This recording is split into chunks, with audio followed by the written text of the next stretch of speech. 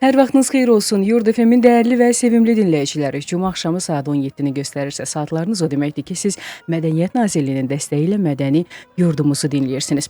Bugünkü qonağımız Azərbaycan Respublikasının əməkdar artisti Gülüstan xanım Əliyevadır. Xoş gəlmisiniz Gülüstan xanım. Xoş gördük. Sizi gördüyümə çox şadam. İlk Çox sağ olaraq olun, təşəkkür dəvətimi edirəm. qəbul etdiyiniz üçün sizə çox təşəkkür edirəm. Çox xoşdur Sağ sizlə studiyamızda görmək.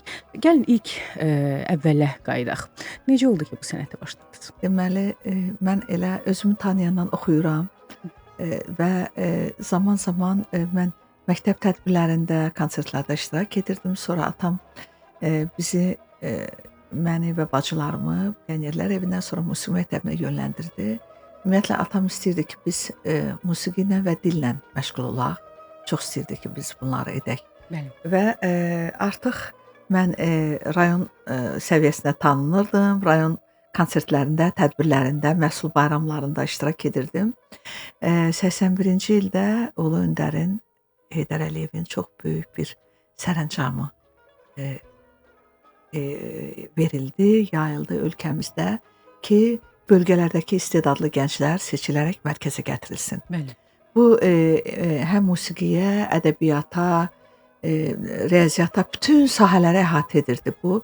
Elə o dövrlərdə Ulu Öndərin bu sərəncamı ilə bugün ölkəmizdə çox tanınan alimlər, professorlar, dünya səviyyəsində tanınan alimlər, iqtisadiyyatçılar, filoloqlar və eyni zamanda musiqiçilər Bəli. meydana gəldi və mən də həmin o silsilədə olan sənət insanlarındanam. 82-ci ildə Respublika müsabiqəsi keçirildi və rayonumuza gələn çox öndər sənətkarlarımız Niyazi də daxil olmaqla, Canalə Əkbərov, Şökət xanım Ələkbərova, Sara xanım Qədimova. Bu sənətkarlar bizim rayona seçimə gəlmişlər. İslam Rzayev, sonralar mənim sənət müəllimim oldu. Və bu seçim də elə mənim həyatımı dəyişdi, mənim həyatımın yönünü dəyişdi. Mən tam başqa bir sahəyə hazırlaşırdım. Uşaqlıqdan təbii ki, hamının bir arzuları olur. Amma bu dəfə sənət məni özü seçdi və həyatımın yönü dəyişdi. Mən Bakı həyatına gəldim. Bülbül adına musiqi məktəbinə qəbul oldum. Hər üç müsabiqədən əla qiymət aldım və Bülbül adına məktəbdə başladım təhsil almağa.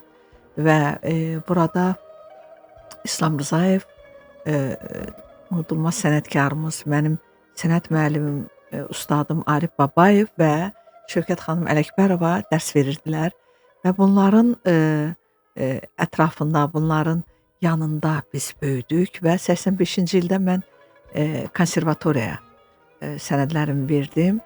O dövrdə ilk dəfə idi ki, konservatoriya tarixində konservatoriyada muğam sinifi açılırdı.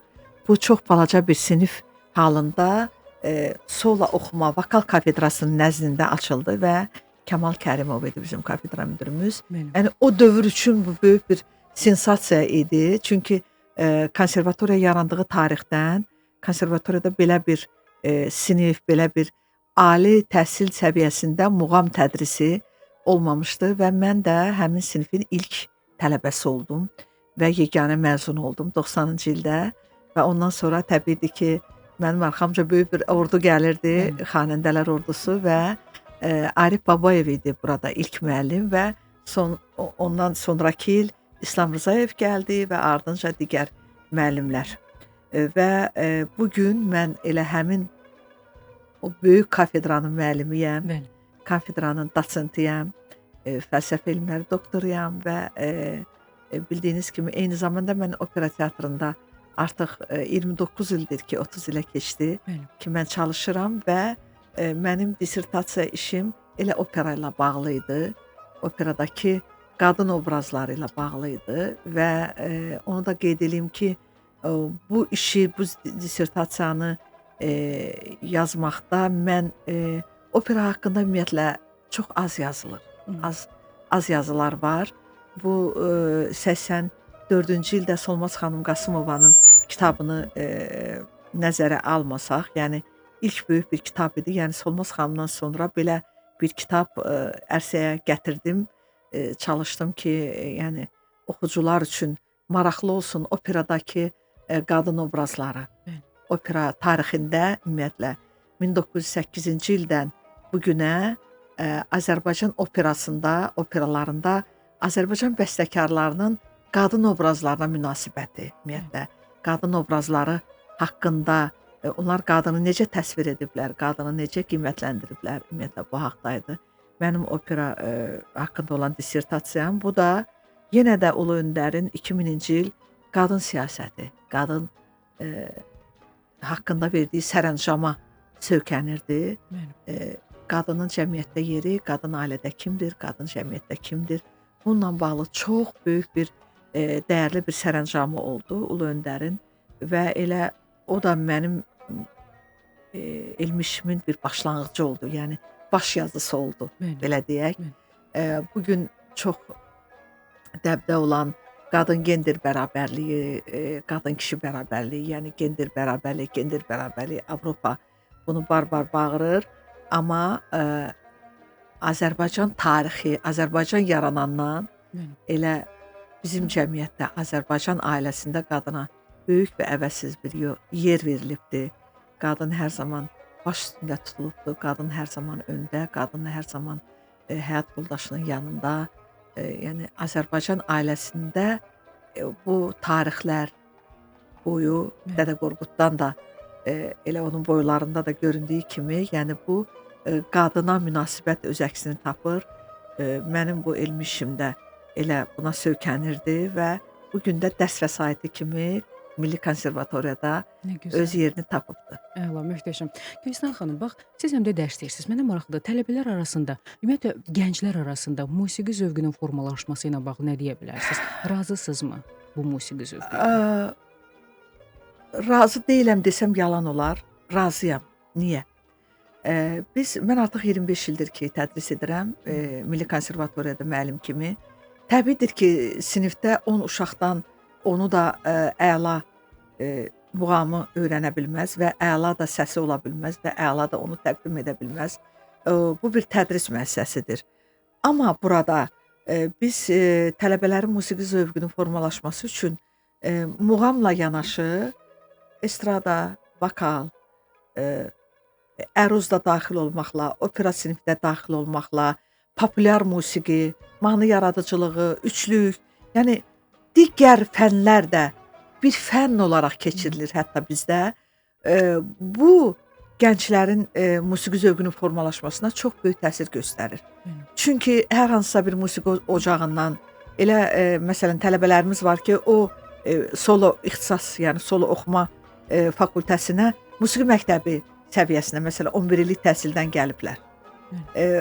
Bu şagirdlər, belə deyək, artıq konservatoriya mühitinə düşəndə özlərini itirməmələri üçün, yəni haradan başlamaq lazım olduğunu bilmələri üçün bu dərslər, bu fənlər çox böyük bir önəm daşıyır və gələcəkdə də onların musiqi zövqünün formalaşmasına təsir göstərir. Bunun formalaşması üçün konservatoriyada xor sinifləri, sinif konsertləri, açıq dərslər, kollokviumlar, bilirsiniz, tələbələrə ilk öncə onu aşılamaq lazımdır ki, siz xüsusi bir məktəbdə təhsil alırsınız. Konservatoriya xüsusi bir təhsil ocağıdır, digər universitetlərdən fərqli olaraq. Siz harada təhsil almağınızın fərqinə varmalısınız və siz xüsusi bir tələbələr olduğunuzu bilməlisiniz və musiqi zövqünüzü burada konservatoriyada təkmilləşdirməlisiniz. Gələndə tələbələr hərəsi bir dəftərlə gəlirlər sinifə və oxuduqları məktəbdən gətirdikləri dəftərlərdir bunlar və bu məni əslində çox sevindirir. Onlar nə ilə gəliblər bizim bugün qarşımıza? Öz, necə deyim, öz xurcunlarında nə gətiriblər?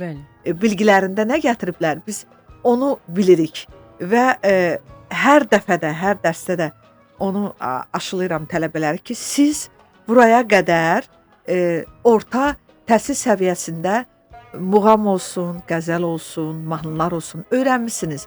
Artıq buradan sonra sizin akademik təhsiliniz başlayır və bu akademik təhsildə siz artıq daha mürəkkəb qəzəllər, daha rəngarəng mahnılar, təsniflər, və daha böyük həcmli muğamları akademik səviyyədə öyrənməli və təhsil verməlisiniz.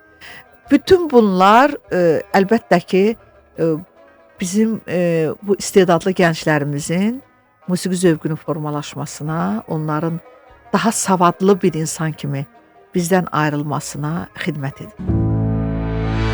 Mədəni yurdumuz.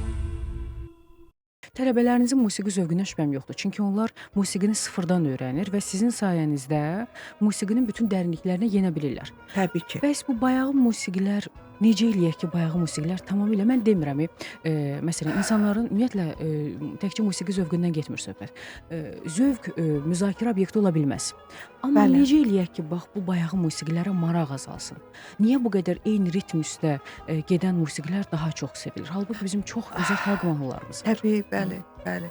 Çox təəssüf ki, bu gün informasiya axını, media, sosial şəbəkələr, internet, YouTube şəbəkəsi o qədər böyük bir arena veribdi təsadüfi musiqilərə və musiqiçilərə, oxuyanlara ki, onlar özlərini orada təqdim etmək imkanı əldə ediblər.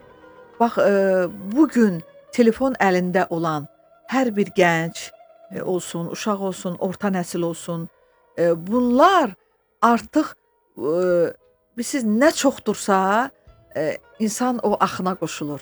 Bu insan beyninin, yəni beyninin yönləndirməsi budur.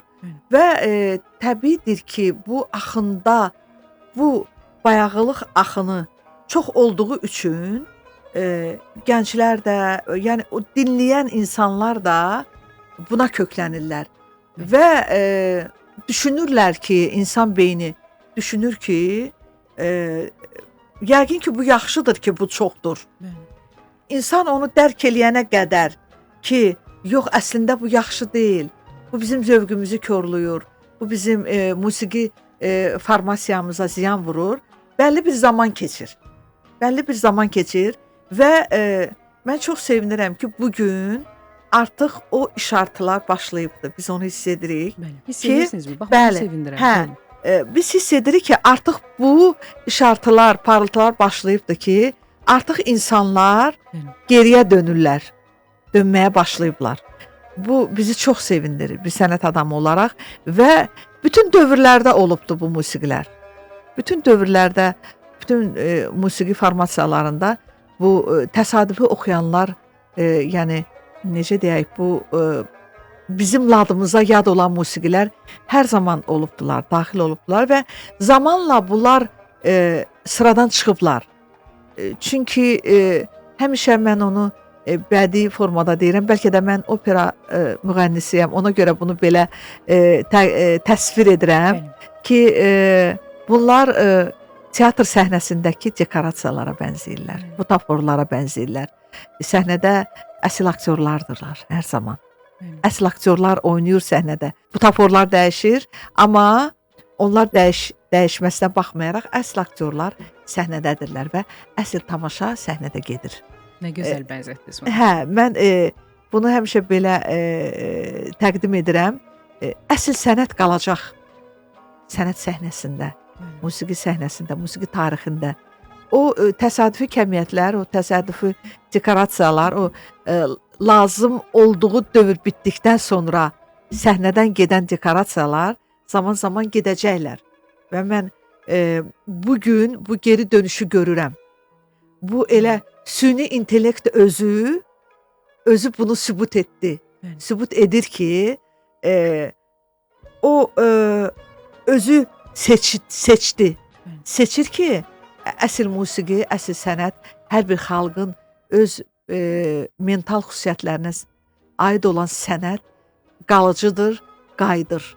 Və bugün o işartılar var və ümid edirəm ki, yaxın 5 ildə tamamilə, yəni biz o arzuladığımız, o görmək istədiyimiz forma ki var, yəni onu əldə edəcəyik.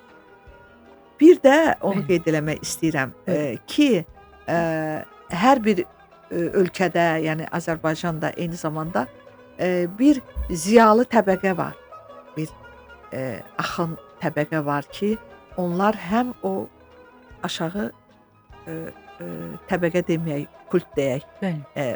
Və yuxarını hər zaman tənzimləyibdi. Bəli. Biz həmişə çalışaq ki, o təbəqə var olsun. Bəli. O ziyalı təbəqə, o musiqiyə dəyər verib yaşadan, onu yürüdən təbəqə həmişə var olsun və heç vaxt bu təbəqə zəifləməsin. Məsələn, mən çox üzr istəyirəm, bu ifadələrimə görə deyirlər ki, filan kəs getdi, məsələn, Moskvada, Rusiyada toya getdi, məsələn, oxudu, bu elədi, bu elədi, bu elədi. O harada oxudu? Hansı təbəqə üçün oxudu? Hansı təbəqə ona pul verdi? Önəmli olan budur. Yəni, onları ağıllı olaraq düşünmək və onu düşünərək eyfariyaya düşməmək lazımdır. Ki, o düzdür, hansısa bir zaman kəsiyində onlar o pulu qazana bilər. Amma bütün bunlar qalıcı deyil. Qalan əsl sənətdir.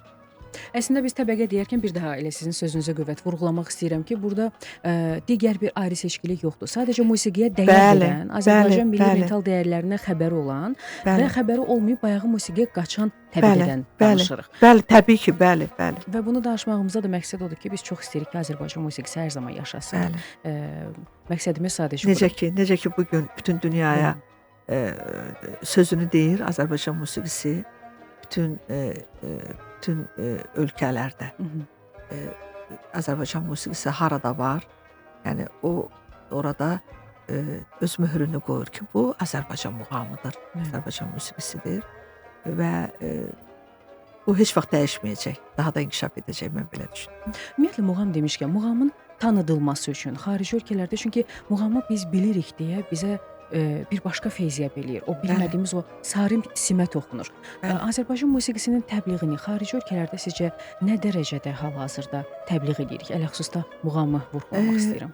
Bilirsiniz, siz inanın ki, Alman milliyyətindən olan insan da, Amerikalı da, bilmirəm, İngilis də bu musiqini elə gözəl qəbul edir, anlayır, ağlayır, inanın mənə. Onu elə dərk eləyir, elə hiss edir.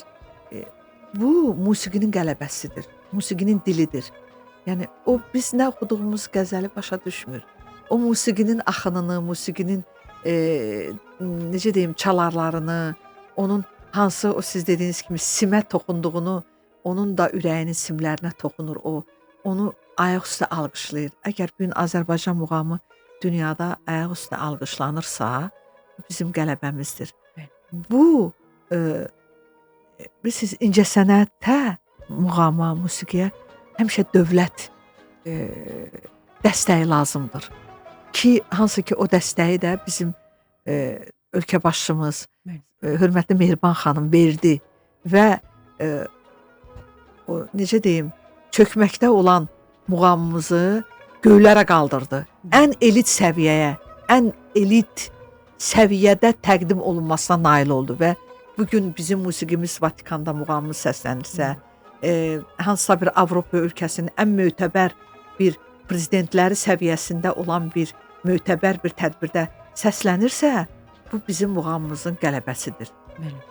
Həm də muğam müsabiqələrinin özü də belə, bax, elə buna söykənir. Siz fikir verirsiniz, muğam müsabiqəsinə qatılan, hətta uşaq yaşda, uşaqlar üçün belə ayrıca festival keçirilir, onu nəzərdə tutmuram. Amma görürsünüz, gənclər nə qədər qatılır və o qədər küncdə qalan istedadlı uşaqların hamısı bu sayədə üzə çıxdı. Biz dövrlər var idi ki, biz əlimizdə qaval aparmağa utanırdıq. İnsanlar ətrafdan bizə belə çox miyanə baxırdılar. Biz utanırdıq əlimizdə qaval aparanda. Amma bu bizim sənətimiz idi. Biz bunu bağrımıza basaraq gətirib bu günlərə çıxartdıq. Amma bugün o qədər muğamımız yüksək dərəcədədir, yüksək səviyyədədir. Xalq musiqimiz o qədər yüksək səviyyədədir. Yəni təqdimatı. Yəni gənclərimiz bundan ruhlanaraq, uşaqlarımız bundan ruhlanaraq zaman-zaman biz bölgələrdə, Bakı şəhərində jürilər kimi iştirak edirik, jüri kimi. Və bu müsabiqələrdə biz ən balaca 9 yaşında uşaqların belə valideyn əlindən tutaraq müsabiqəyə gətirdiyini görürük. Bu artıq bizim musiqimizin qələbəsidir və gələcək nəsillərdə bizim muğamımızın daha etibarlı əllərdə olmasından xəbər verir. Mədəni Yurdumuz. Sizin yaradıcılığınızda ən sevdiyim bir məqam var. Hansı ki, bunu mən çox az insanla bölüşürəm, amma sizin yaradıcılığınızı sevdiyimi mənim ailəm, yaxın dostlarım bilir. Bəzən müğənnidə ümumiyyətlə hər janrı ifa eləmək məcburiyyəti yoxdur. Təbii. Yəni birini bilirsə digərini bilməyə bilər, amma birini o qədər gözəl ifa eləyər ki, hər şeyi söndürər. Düzdür. Amma bu sizdə belə deyil. Məsələn, hər zaman Gülüstan Əliyeva deyəndə mənim ağlıma o ağ geyimdə klipiniz gəlir. Sapan tək atma məni, yadlara satma məni. Çox sevirdim uşaq vaxtı Bayatılar, mahnını. bəli. Bəli, bəli. İllər keçəndən sonra sizin o təşəkkür mahnınıza o qədər vuruldum. Yəni sanki insan deyir ki, hər iki janrın öhdəsindən necə bir insan bu qədər gələ bilər? Mahnını necə bu qədər rahat yaşaya bilər? Həqiqətən də əsl sənətkar elə məncə bu deməkdir. Amma özünüzü ən çox hansı janra daha yaxın hesab edirsiniz? Hansı ki, o janrı ifa edəndə deyirsiniz ki, ruhum dincəlir. Əlbəttə ki, mənim hər zaman demişəm, yenə də deyirəm, mənim bütün həyatım boyu, bütün yaradıcılığımın şah əsəri operadır. Bəli. Mən operada özümü tapmışam, operada özümü təsdiqləmişəm. Gülüstan Əliyeva kimi musiqi tariximizdə adımı opera ilə yazmışam. Bu mənim Leyli və Məcnun obrazımdır, Leyli obrazımdır. Bu mənim Şah Sənəmimdir, Aşıq Qəribdə. Bu mənim Ərəb Zəngimdir. Bu mənim Cahan xalamdır, bu mənim Sənəm obrazımdır. Yəni bugün Azərbaycan opera səhnəsində olan bütün obrazlar qalereyasında şükürlər olsun ki, mən oldum, mən varam. Və ondan sonra gəlir mənim digər. Əlbəttə ki, operaya mənim yolum da elə muğamdan başlayıbdı. Mən muğam məktəbinin nümayəndəsiyəm. Muğam məktəbinin ilk nümayəndəsiyəm. Yəni ali təhsil olaraq elə 90-cı ildə mən konservatoriyanı bitirər-bitirməz mənim artıq təyinatım operaya verilmişdi. Bəli. Mən operaya təyinat aldım. Çünki ali təhsilli, konservatoriya təhsilli muğam ifaçısı yeganə mən idim. Bütün musiqi kollecləri, bütün məktəblər, bütün ali təhsil məktəbləri hamısı tələb edirdilər ki, gələm mən oraya gedəm. Amma mən operanı seçdim. Təbii ki, opera mənim bir arzum idi hər zaman. Təbii ki, elə məktəb illərindən, Bülbül məktəbində oxuduğumuz illərdən biz operaya gedirdik tamaşalara baxmağa və afişaların önündən hər zaman keçəndə deyirdim ki, görəsən nə vaxtsa mənim də adım yazılacaq bura ki, Leyli və Məcnun oxuyur Gülüstan Əliyeva. Əlbəttə ki, hər bir insanın həyatında bir arzuları, xəyalları, bir manifesti var, belə deyək. Və o manifestini nə qədər önə qoyursansa, elə onu da çatırsan. Yəni niyyətin hara, mənzilin ora. Tez-gec alınır. Deyiblər, bəli.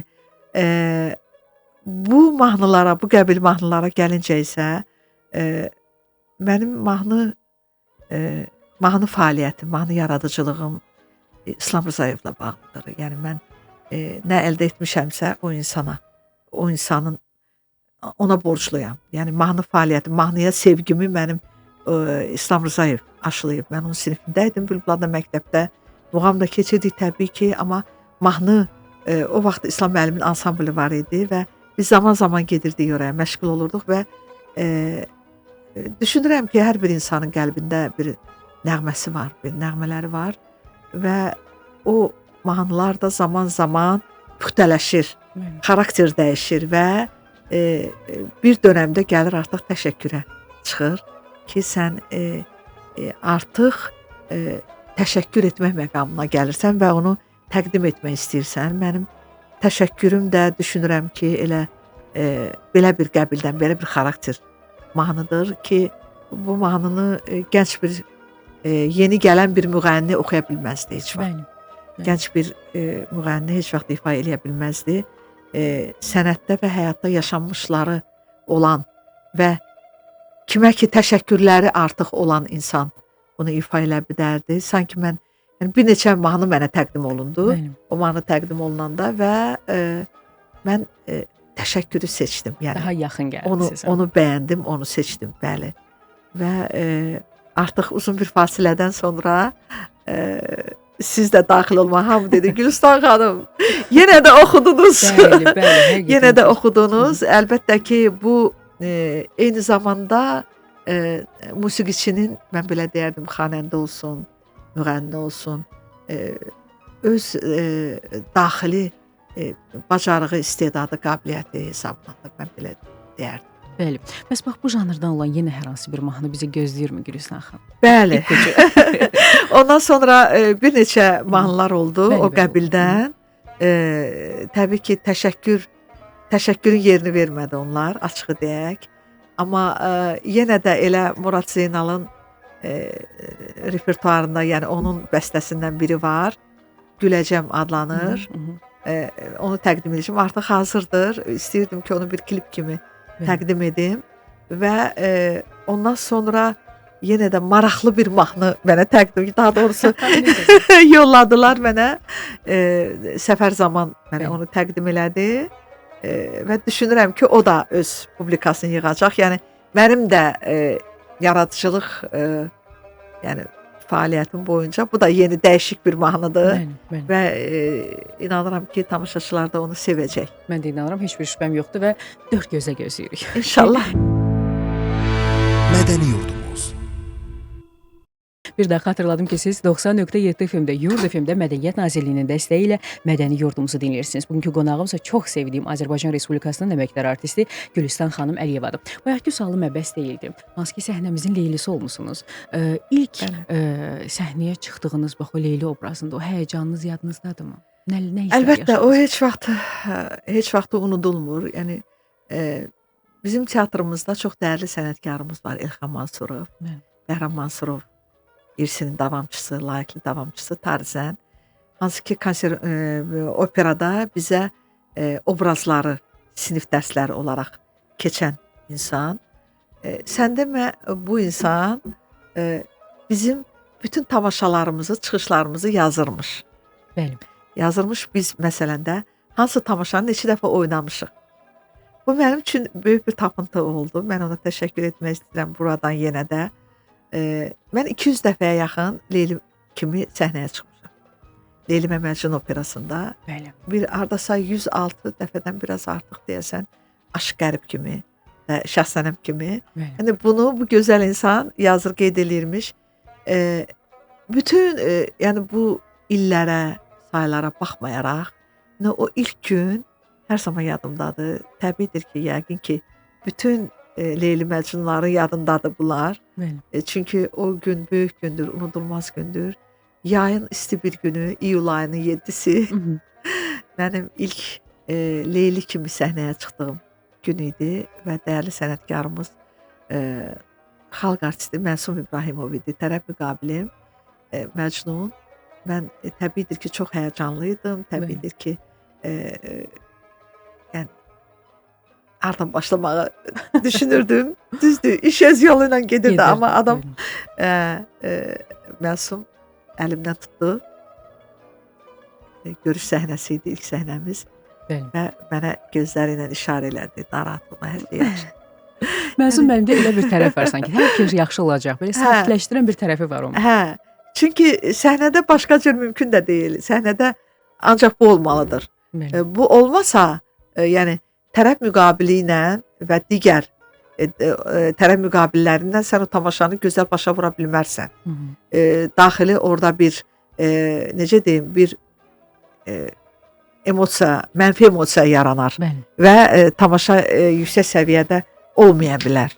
Ona görə tərəf müqabilləri hər zaman bir-birimizi bəli dəstəkləməliyik ki, tamaşa da gözəl olunsun və tamaşaçıya təqdim olunan tamaşa yüksək səviyyədə olsun.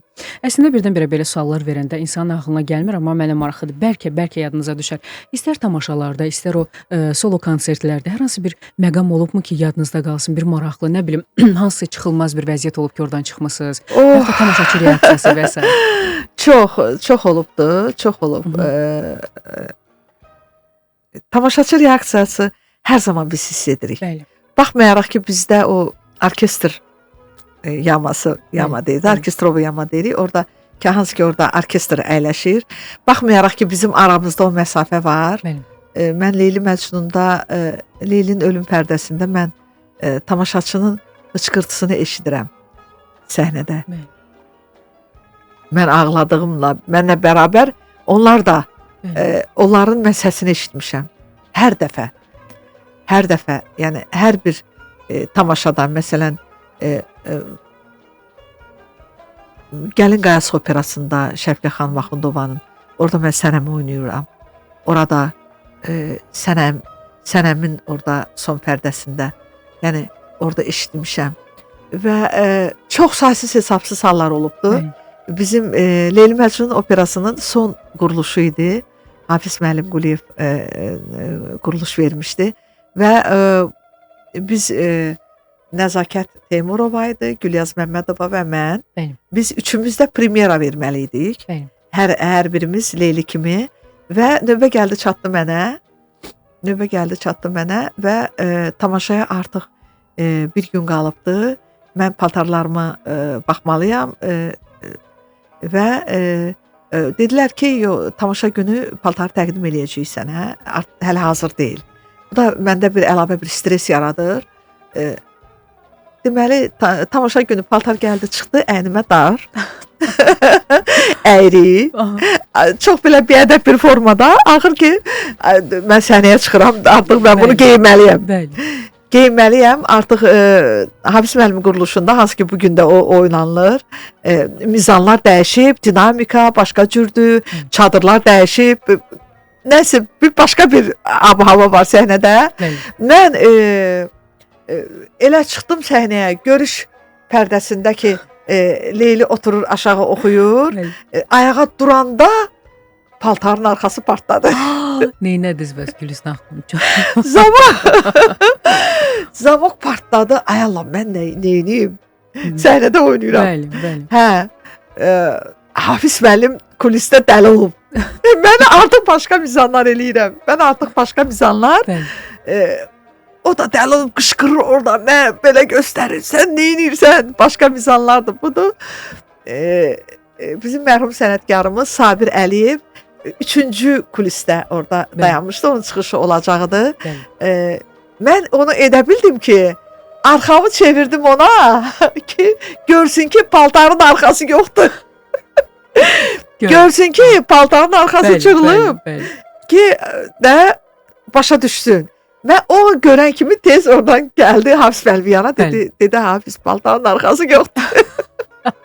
Amma vəziyyətdən çıxmamışdı. Nəysə, hə, görüş səhnəsini beləcə biz premyeranı başa vurduq. Sonra artıq o paltarın üstündən yəni xalat geyinirdik. Artıq o örtülürdü də. Çıxdım qıraqda, təbii ki, kostyumçu onu tikdi. Bax, belə bir hallar, yəni çox olur belə hallar. Çox baş verir. Amma çox maraqlıdır ki, xatirə kimi daha sonra o vaxt stres yaşasanız da, amma sonradan xatirəyə çevirir. Mən bütün bunları yazmışam. Bəli. Mən bugünə qədər 7 solo konsert vermişəm. 7 dəfə. Yəni səhnə almışam. Və bunların hamısını yazmışam. İndi mənim yadımdan çıxanlar bugün var, amma yazılı onlar qalıbdı. Artıq neçə illərdir ki, bu bir kitab halında qalır. Bəli. Redaktasını da bizim unudulmaz alimimiz, tarixçi alimimiz Temur Bünyatov edirdi. Yəni redaktor o idi, korreksiyaları redaktoru o idi. Biz onunla bir təəssüf ki, bugün o dünyasını dəyişdi və o işimiz yarımçıq qaldı. Amma bunu davam eləyəcəyik və o kitabım mənim işıq üzü görəcək. Nə gözəl. Bu mənim yaradıcılığım haqqında olan bir kitabdır və orada çox maraqlı hadisələr, insanlar, əslində kim necə idi, yəni bu şeylər orada öz əksini tapır və düşünürəm ki, oxucularımız üçün çox maraqlı bir kitab olacaq. İnşallah, mənim heç buna şübhəm yoxdur. Bütün işlərinizin öhdəsindən necə mükəmməl şəkildə gəlmisinizsə, bunun da öhdəsindən o şəkildə gələcəksiniz. Mədəni yurdumuz. Konsert demişkən, nə vaxt bizə konsert gözləyir Gülüstan xanım? Mən çox istəyirəm ki, konsert edim Respublika Sarayında və yaxud Konqres halda. Bilirsiniz, konsert etmək özü çox böyük bir stresdir, güc tələb edir.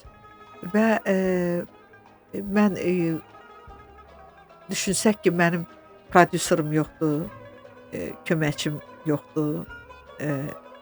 Mən bu işləri tək başına özüm görürəm. Biletlərin realizasiyası, səhnə, bütün işlər ki, mənim öz üzərimə düşür. Səhnəyə çıxanda artıq biz oxuyub qurtarmış yorğun halda çıxırıq tamaşaçı qarşısına və bütün bunların yanında üstəgəl də o təşkilatı işlər, biletlərin satışı, bütün bunlar, sponsorun olmamağı, bütün bunlar mənim üçün bugün çətinlik yaradır solo konsert etməmə. Və bunları düşünürəm zaman-zaman ki, toparlayım və inşallah ki, yenə də yeni bir konsert edim. Çünki çox fasilə verdim. Yəni mənim üçün bu çoxdur. Çox ara vermişəm və istəyirəm ki, bir solo konsert edim. İnşallah ki olacaq. Bəli. Bax, son olaraq gənclərə, bax, müğənnilik yolunda addımlamaq istəyən gənclərə nə tövsiyə eləyərsiniz? Ümumiyyətlə, bu sənətin çünki çətinliklərini bilirəm. Nələr yaşadığınızı az çox bilirik. Bəli. Nə tövsiyə eləyək ki, ruhdan düşməsinlər? Bu dövr, yəni bu zaman bizimki kimi, bizim gəldiyimiz yol kimi deyil. Yəni bugün bir ay içində də populyar olmaq mümkündür. 3 ay içində də populyar olmaq mümkündür. O qədər yenə də deyirəm, bu informasiya axını, sosial şəbəkələr o qədər var ki, yəni bunları etmək çox asandır. Əsas bilirsiniz nədir? Mən həmişə deyirəm onlara, siz oxuyun. Heç nəyə fikir verməyin. Oxuyun, sadəcə olaraq oxuyun. Gözəl oxuyun, gözəl bəstələr oxuyun, gözəl musiqilər təqdim edin. Sənətinizə ancaq köklənin. Bu sənət elədir ki, çox qısqanc bir sənətdir və yalnız ona aid olmağı istəyir. Biraz ki, başqa işə, başqa yönə ki, yönləndin, artıq o səndən küsür və əlini çəkir və sən geri qaydanda artıq yenidən sıfırdan onu axtarıb tapmalısan. Bax, budur. Ona görə gənclərimizə arzu edirəm ki, seçdikləri yolda yalnız sənədlərinə köklənsinlər, yalnız sənədlərini sevsinlər, yalnız o bilgilərini, o sevgilərini, səslərini yalnız ona versinlər. O vaxtı o da öz bəhrələrini, öz sevgisini verəcəkdir sizə, inanın mənə. Əslində bütün sənətin hamısının çətinliyi var, amma elə verdiyiniz tövsiyələr elə bütün hamısına uyğundur. Təbii ki, Buna görə də sizə təşəkkür edirəm. Sağ olun. Bir də təşəkkür edirəm ki, bizə vaxt ayırıb gəldiniz, dəyərli dinləyicilər. Bir daha xatırladım ki, siz 90.7 FM-də, Yurd FM-də Mədəniyyət Nazirliyinin dəstəyi ilə Mədəni Yurdumuzu dinlədiniz. Hər həftənin cümə axşamı saat 17-də bizi dinləməyi unutmayın. Hələlik.